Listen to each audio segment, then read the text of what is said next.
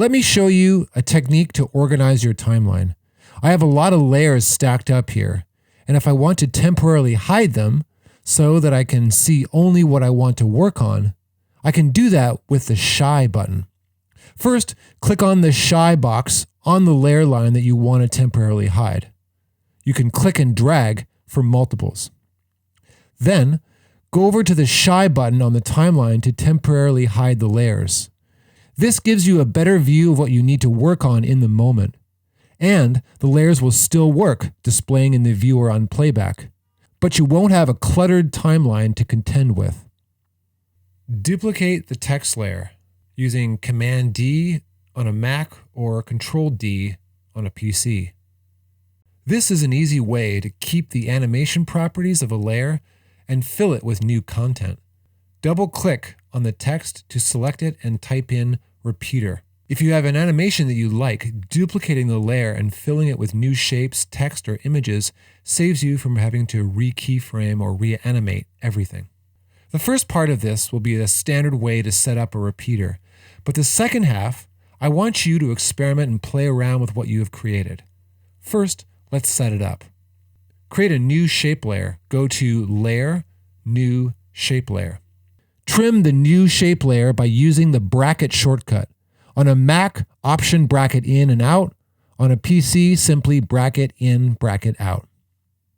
Rename the layer by selecting it, then pressing Return and renaming it. Within the shape layer, go to Add menu, Group to add a group.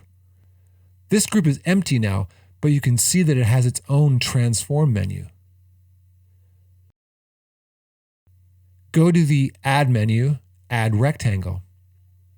Go to the Add menu, Add Fill. Change the color of the fill to whatever color you like. Change the size of the rectangle. Make sure that the XY link button is off. X should be 25 and Y should be 100. Make sure the rectangle is centered in the frame. Go to Window, Align, and then click the Align vertical and horizontal boxes. Go to the Add menu, Repeater. By default, it makes 3 copies. Change the repeats to 16. Now they are in a row. Go to Transform, Repeater menu. Zero out the position and the anchor point. On the same Transform Repeater menu, go to Rotation, type in 360/16. This formula means that 360 degrees, a circle, divided by 16, the number of repeats. The slash represents divide. Let After Effects do the math for you. Make sure that all of the rectangle, fill, and repeater in that order are inside the group. You can see I need to make sure that I put the repeater inside the group.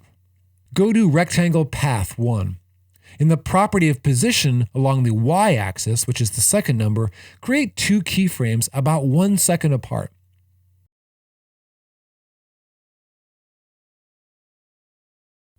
As you click and drag the number up, you can see the line explodes outwards.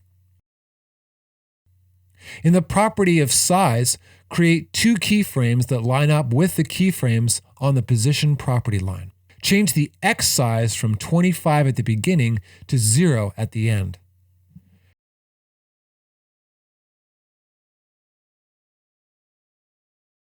Go to the Group Transform menu and Scale.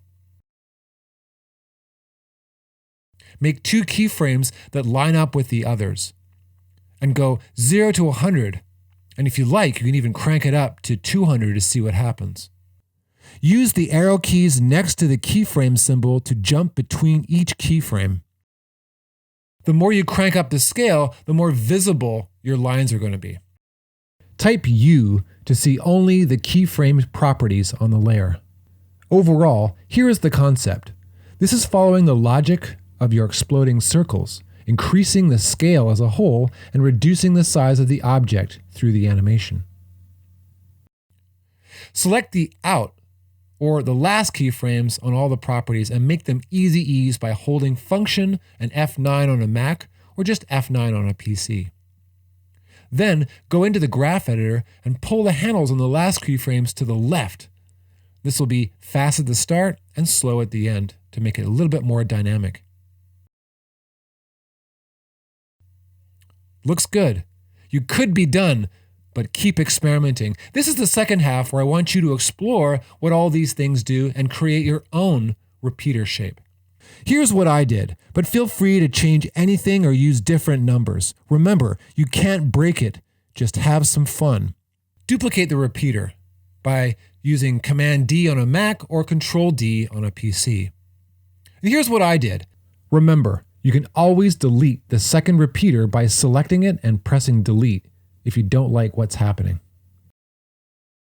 I changed the copies from 16 to 64, then the repeater transform rotation to 360 divided by 64. Now all the copies are right on top of one another.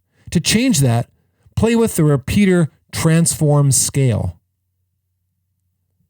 You can do something like this to stretch out the explosion, or something even trippier. You can add keyframes to this too, so that the change happens over time. Just have some fun with it.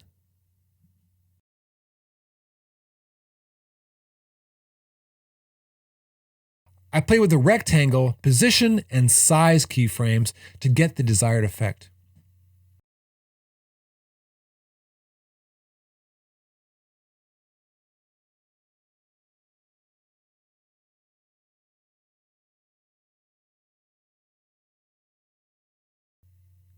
Finally, I adjusted the title we created at the beginning by moving the keyframes closer so that it appears on its own and then fades off before the repeater effect begins.